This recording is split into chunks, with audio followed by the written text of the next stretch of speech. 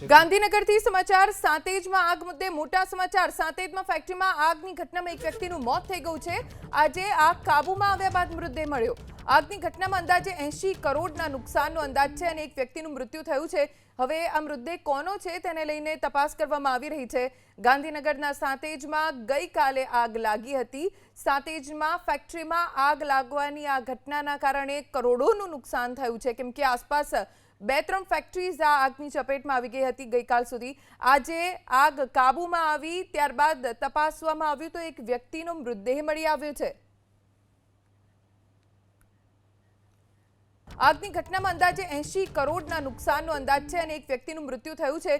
હવે આ મૃતદેહ કોનો છે તેને લઈને તપાસ કરવામાં આવી રહી છે। ગાંધીનગરના સાંતેજમાં ગઈકાલે આગ લાગી હતી।